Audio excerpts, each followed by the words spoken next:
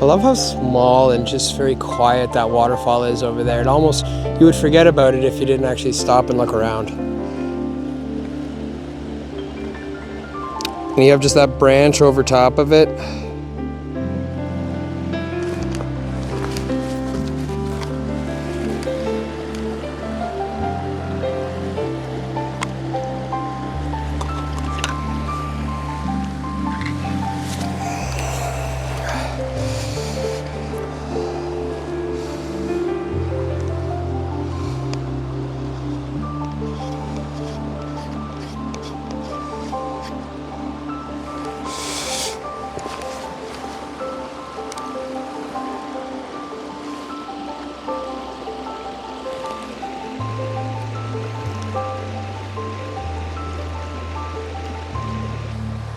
Wow, it is chilly out today. The weather is warming up a lot this week, and we are getting a lot of rain coming in and kind of getting rid of a lot of the snow that we have left. So I wanted to see if I could find very small little areas where there's some ice on the riverbed, where there's some of the slower moving areas, as well as with the sun being so bright and prominent today and absolutely no clouds whatsoever. So I purchased a polarizing filter recently, and I'm trying it on my camera today. So I am at f/16, 1/30th of a second, and I'm framing up mostly of the waterway right here. Most of the stream is in frame, but especially where there's a small little waterfall, there are ice crystals forming over top of the rocks themselves. I'm assuming the water level must have been a little bit higher recently, or when it was really, really cold in Hamilton, when we had that just snap freeze, I'm assuming a lot of this must have solidified. So the ice got quite high on the rocks, and it leaves such an interesting image. Also, along the shorelines, there's certain small areas where the water doesn't quite move as fast, and a few chunks of ice or other interesting little like foreground elements have begun to form. So I'm gonna start hiking up the actual riverbank itself, seeing if we can find any interesting ice. Now, I only got the circular polarizer for my 50mm. I didn't get one for my my long lens. This one was 43mm. That one is like 57 or 60mm. So they're not interchangeable unless you get a specific type that actually has a ring that can go around it and you can resize them. But for this one, I didn't feel like dropping a couple $100 on just one filter. I changed up the composition a little tiny bit. I took the sky completely out of the composition. Mostly just getting the riverbed itself, a lot of the levels of it, plus the rocks. And then here in the foreground element, there is a lot more of the drier rocks and a little bit of ice here in the bottom left corner, which is just visible in the actual image.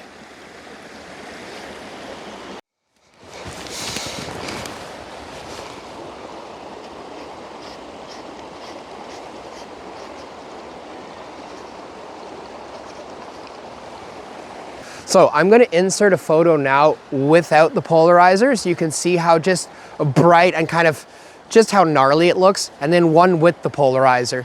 Now, there will be a slight difference though, as when you put a polarizer on, it takes away one stop of light, 1 and a bit stops of light. So I will have to change the actual shutter speed a little tiny bit between the two of them. Otherwise, you'll notice one is a lot brighter and the other one is just a hair darker. f/16, 1/30th of a second, 2-second timer.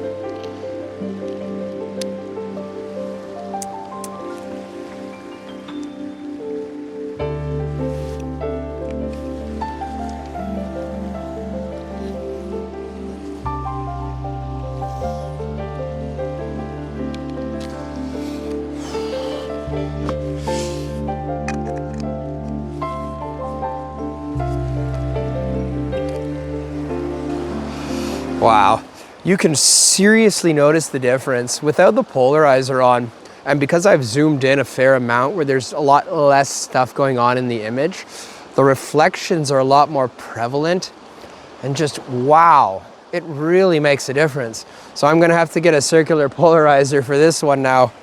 But as I was saying, that one's a 43 millimeter. This one is a 58 millimeter. Now, there was some ice on the shoreline over here. I'm gonna point the camera down so you guys can see it. I'm gonna start focusing in on that a little bit. See how that looks.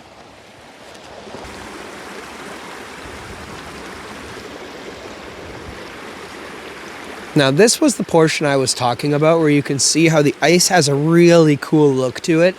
And you can just see the water bouncing on top of it as it's just sort of gently hitting it. So I'm gonna see if I can try and frame up this composition. It is really precarious though, as it is right there in the corner and all around it is just water. So I may have enough rocks over here to stand on, but it will have to be a much lower down composition. I'm thinking something like this. Yeah, probably something about this, maybe a bit more. Although I don't really like the rocks in the background and a lot of the other stuff, it really detracts from the image. What I was envisioning in my head was from a top-down view. Maybe something a bit more akin to this.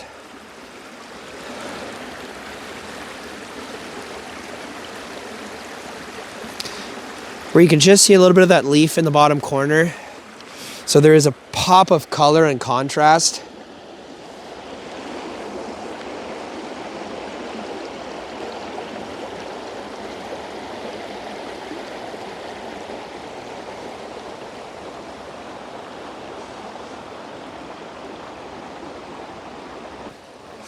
Well, I'm gonna start hiking up the water here a little bit, seeing if we can find any more compositions. There is a bridge really further on. I'm just not sure if I want to go all the way over there, as even though it is really cold, the parking lot today was almost full and there was a lot of people out. So we'll see if we can keep hiking up and find a small composition.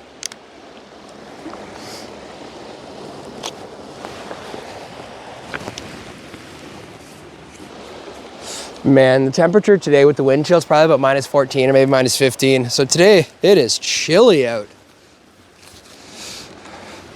Thank goodness for dressing warm, but that only helps you so much. That wind is just cutting through me.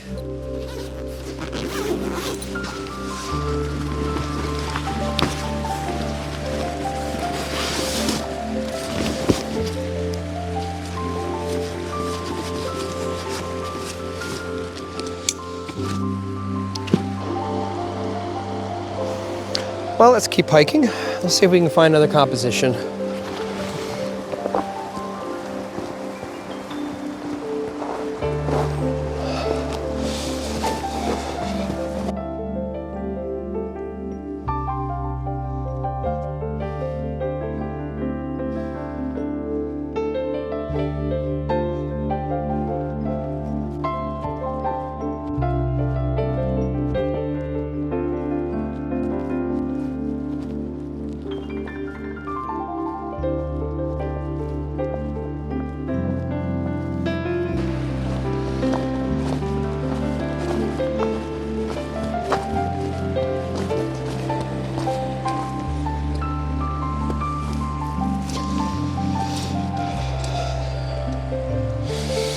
Well, as I was hiking down, there was a small little outcropping that I stopped at. And there is, in the corner, there is a little bit of ice that is just peeking through. And it kind of does look cool. So I'm kind of wrestling with myself. Should I try to frame it up? It is a little bit in the shadows, so that does kind of help cut down a lot of the glare. And I will have to open up the aperture a little bit more, as the depth of field is not very much of a concern for this photo.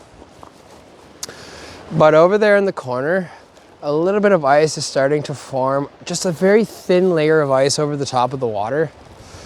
So I'm gonna see if I can frame up a composition. Although the wind is really starting to pick up now. Well, as I was hiking back up beside the riverbed, my camera died on me again, so I had to stop, plug it in for a few minutes. And as I was hiking, I found this tree that's kind of jutting out over a bit of the water. And then right here on the edge of it, there's a very thin layer of ice forming again. Now, I was gonna try to use the top left-hand corner a little bit more, as there's more layers in the ice, plus it's a bit more shaded. Unfortunately, somebody left a plastic bag underneath the surface, and I can't even clean it up or do anything, because once I break the ice, it's kind of gonna rupture everywhere. So I'm trying to keep it as pristine as possible. And then in the foreground element right here, there's actually air underneath the ice. So you're actually watching the air bubbles moving back and forth, which is kind of really cool. It's really interesting to watch. So I'm back at my 50mm lens. So I've been taking a few different photographs, trying to change up the composition slightly. As with the air bubbles, every time the breeze picks up just a little bit, you watch the ice kind of move forward and backwards just a little bit. So with the sunlight starting to sink further into the clouds, it is absolutely starting to change up the composition a lot, like more so than usual. So I'm just waiting a few minutes for the sun to kind of go down just a little bit more behind some of the trees, and maybe throw a few more interesting shadows over top of it. As I tried using it handheld, and I could do it. I just had to bump up the shutter speed a little bit more and then bump up the ISO. But in order to get just the most pristine photo, I had to go back down to base ISO, f16, 1/8 of a second, just trying to get the whole frame in focus, just so that way the ice is actually tack sharp. And then mostly it's just me moving the camera around in different areas, trying to find different compositions, using the air bubbles as well as some of the film that you can kind of see over the ice, just in different areas. I moved the camera so you guys could see the ice that I'm talking about. And it's a very delicate composition, as if you try to move around too much on the shoreline, you cause a little bit of pressure. You will actually see the air bubbles underneath the ice moving around just a little bit. So you have to kind of pick a composition, wait a few minutes, allow it to settle. And then you can absolutely find just incredible compositions. And especially in the background, or like kind of in the thrown a little bit out of focus just by the ice, a lot of the rocks have moss on different sides of it. You can kind of see it facing in different directions. But more importantly, it is just pristine, perfectly still. Nothing is moving. Like it just looks so crystal clear, this ice. It's kind of incredible, actually. Now I'm gonna change up my composition just a little bit more. I'm gonna try coming back a little bit more. Bring in this portion of the composition, and then see if I can find a way of getting most of it in frame.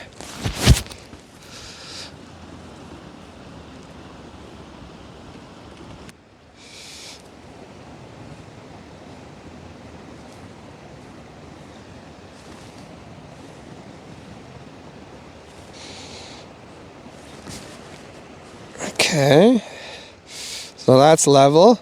Still f16, 1/10 of a second.